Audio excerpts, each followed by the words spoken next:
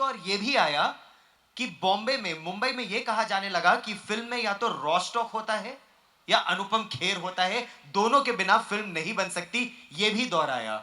और इस दौर में मतलब 550 फिल्में हो गई, but that also took a toll on your health. So this was coined, this phrase was coined by Javed साहब। जावेद अख्तर साहब ने एक बार कहा, मैं इतनी फिल्मों में होता था, मैंने 25 फिल्में एक साल में करता था मैं। मतलब मैं हर फिल्म में आंख कहीं, मैं सुबह 7 से लेकर 12 बजे तक एक फिल्म की शूटिंग करता था, 1 से लेकर 6 बजे तक दूसरी फिल्म की शूटिंग करता था, रात को 7 से लेकर 12 बजे तक दूसरी फिल्म की शूटिंग। तो उस बात को मद्देनजर उन्होंने कहा कि Anupam, you can not make a Hindi film without two things, film raw stock and Anupam Kher. तो it was fantastic. Also, when you have been hungry, when you have been humiliated on the streets of Mumbai trying to look for work, I was an educated actor.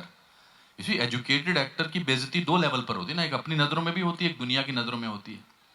तो जब मैं railway platform वगैरह पे सोता था तो मैं अपने दादाजी को खत लिखा कि मैंने कहा मैं क्यों ये कर रहा हूँ, मैं Lorca, Arthur Tennessee Williams, Laurence Olivier, Marlon Brando, cinema, world cinema, इन सब के बारे में जानता हूँ, और मैं यहाँ पर ये प्लेटफॉर्म पे सो रहा हूँ, तो मैं वापस जाना चाहता हूँ।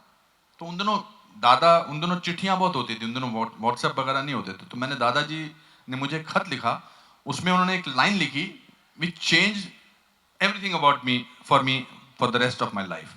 तो उन्होंने जब ये पढ़ा कि मैं उनको बोला कि मैं वापस जाना चाहता हूँ, तो उन्होंने बोला कि बेटा तुमने बहुत मेहनत की है, तेरे माँ बाप ने अपना सामान बेच के तुमको पढ़ाया लिखाया है, तू यहाँ पर अपनी पढ़ाई से आया है, अभी तेरे को 1 साल 1.5 साल बॉम्बे में हो गया है, रुक जा, वापस मत जा, और याद रख, भीगा हुआ आदमी बारिश से नहीं डरता।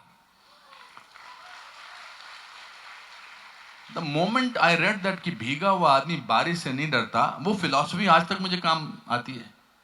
तो जब पर इतनी सारी फिल्में की, तो एक दिन मैं अनिल कपूर साहब के यहाँ खाना खा रहा था, तो उनकी वाइफ ने मुझे कहा, Anupam you are not blinking from one eye. तो मुझे लगा कि शायद थक गया हूँगा, पर दूसरे दिन जब मैंने ब्रश किया तो पानी अपने आप मेरे होंठों से निकल रहा था। फिर मैं अपने यश चोपड़ा जी के घर गया, मैंने कहा, यश जी कल रात से मेरा चेहरा लेफ्ट में कुछ ज़्यादा ही शिफ्ट हो रहा है। तो उन्होंने मेरे चेहरे को देख के बोला मजाक मत करो, जाओ डॉक्टर सिंगल को मिल लो, जो बॉम्बे हॉस्पिटल के बड़े फेमस न्यूरोलॉजिस्ट हैं, उनको मिल लो। तो डॉक्टर सिंगल ने मुझे कहा, mister Kher, you have facial paralysis. This was at the peak of that time when I was doing 20 films at the same time. और उस दिन हमारा वो हम आपके हैं कौन की शूटिंग का पहला दिन था, जिसमें वो पिलो वाली गेम का सीक्वेंस था। वो पिलो वाला है ना सीक्वेंस, जब पिलो बांटते हैं, और उसका पहला दिन था, पूरा सेट तैयार था।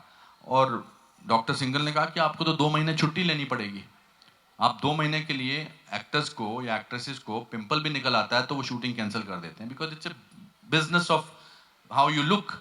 और मेरा यहाँ पूरा चेहरा टेढ़ा हो गया था, the whole face had become like this. I don't like to give a demonstration because it can come across as if I'm making fun of those people, but if I have to talk to you like this, because this is how I had become. I could not speak.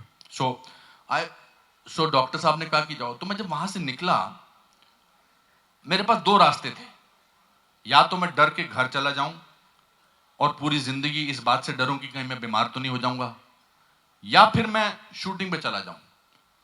तो मैंने सोचा कि मैं shooting पे चला जाता हूं और सूरज बरजात्या को बोल दूंगा कि this is what my situation is. अब उस पर डिपेंड करता है वो शूटिंग करना चाहता है कि नहीं।